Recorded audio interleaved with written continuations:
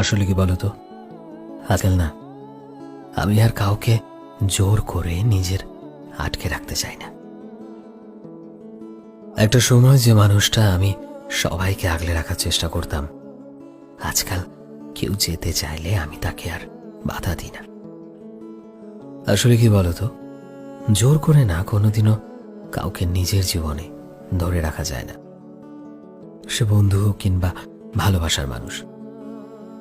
কখনো যদি মনে হয় যে তুমি আমার থেকে কাউকে বেটার ডিজার্ভ করো, বা আমার সাথে থাকতে, কথা বলতে, মিশতে তোমার ভালো লাগছে না, আমি তোমার সাথে পারফেক্ট নই, তবে তুমি যেতে চাইলে আটকাবো না, কারণ আমি সরে যাওয়াটাই শ্রেয়, তাই না?